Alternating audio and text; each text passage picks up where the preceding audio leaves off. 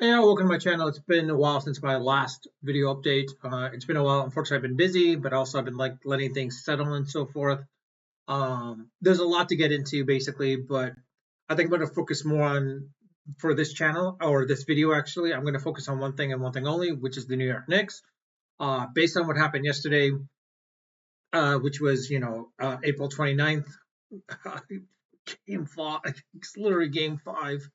The Knicks should have had that game. They didn't. I don't know what happened. Everyone's going to blame Tibbs. It's like, hey, you should have gotten both Brunson and Hart in there. The only thing is like, would it have made a difference? I don't think so, because you needed that extra timeout if they needed it. And so I understand why Tibbs didn't call a timeout. It made sense.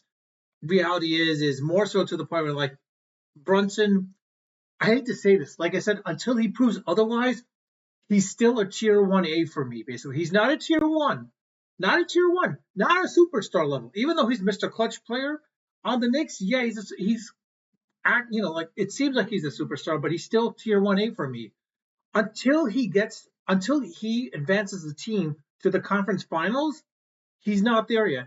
Tyrese Halliburton is proving himself to be a star. He is proving himself to be a star. He basically beat out Giannis, essentially. Yeah, granted he had a few more players, but look at it this way.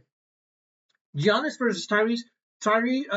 Halliburton is doing really well. Now, granted, what Halliburton's dad did yesterday, that was a different thing altogether. But outside of that, let's put it this way. Brunson, until he gets the Knicks to the conference finals, now granted, he got him over Cleveland that 2 years ago, and then last year when he got over the Philadelphia 76ers, but it was a 3-1. They should have had it. They shouldn't have gone to a game six, but they went to a game six. And let's be honest, if it was not for the fact that like Embiid wasn't half injured and was playing 50%, the Knicks probably should have lost that series.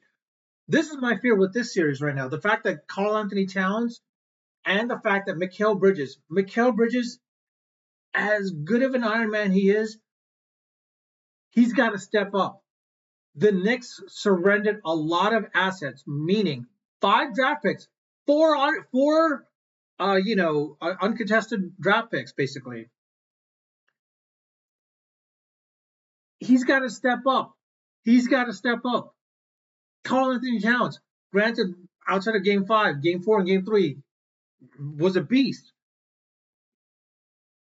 They need to step up. But the other factor is Brunson. I hate to say it's like he's doing everything he can, but like he's still not that superstar. If he was the superstar, he would have been out on that floor in the last 2 minutes, but he wasn't. Why? Because he was injured and whatnot. Jordan, I hate to say it, but look at Jordan. Jordan, when he was injured, even during the game of his finals, when he had the flu, he was still out there.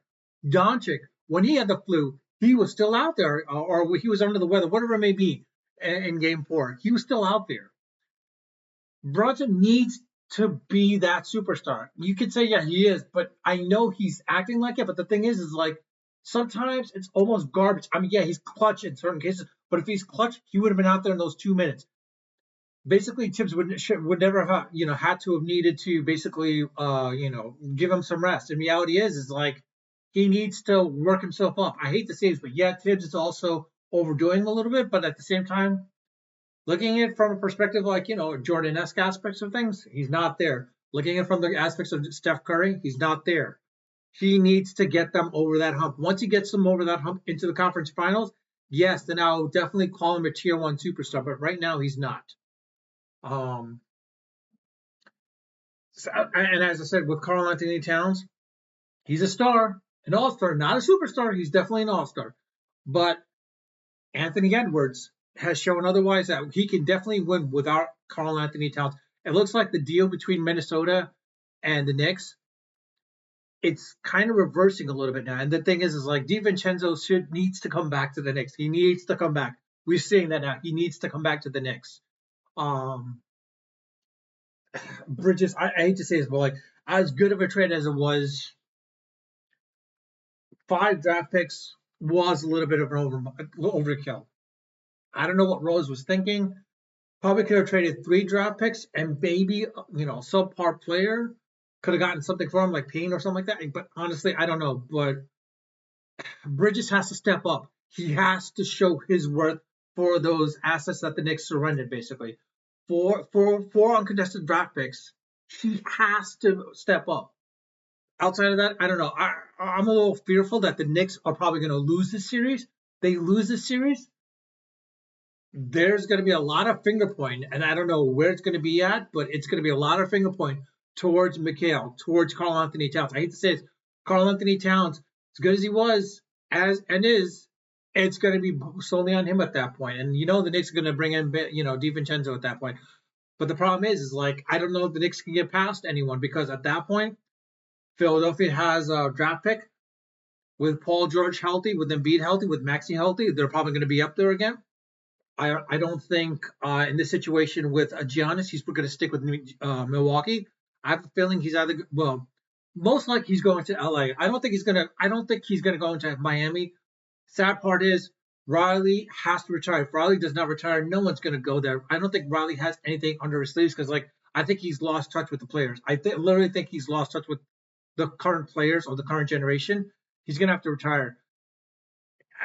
I hate to say it, but the sad part is he's got an ego, and I don't foresee him, stepping down. Honestly, if he was step down, Spoelstra makes more sense to be his successor. I think if that were to happen, you would definitely see KD as well as Giannis going to Miami. But the reality is, I don't see that happening. As Riley stepping down, and because that's stepping down, I don't see KD going to Miami, and I don't see Giannis going to Miami. I could see Giannis going to LA, joining Luka. Honestly, Luka, Giannis, and possibly LeBron, maybe LeBron if he doesn't retire. I think LeBron's final shot, Giannis will probably do it. I could see KD going to probably Golden State, back to Golden State. I don't know. It's possible. With Jimmy Butler there, though, I don't know. It's going to be kind of hard for him to play there at that point. It's possible he might go to back to Oakland and retire in Oakland. It's a possibility, with SGA.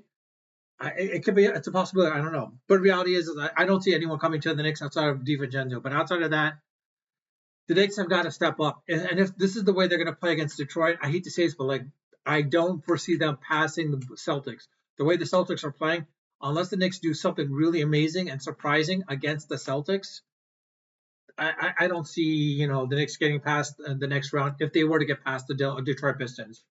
I don't know. Let me know your thoughts. If you like this video, please hit the like button. If you haven't subscribed, I ask you to subscribe, or please hit the subscribe button. You're welcome to leave a comment in the comment section. I do read all my comments and I do respond to them. Let me know your thoughts. Do you think the Knicks will get past? Do you disagree with me that Brunson is a tier 1 superstar, not a tier 1A, but a tier 1 superstar? Do you think the Knicks will get past the Boston Celtics into the conference finals? Let me know your thoughts again. With that, I'll leave it at that. Unfiltered, unedited, of course, always unrehearsed. Until next time.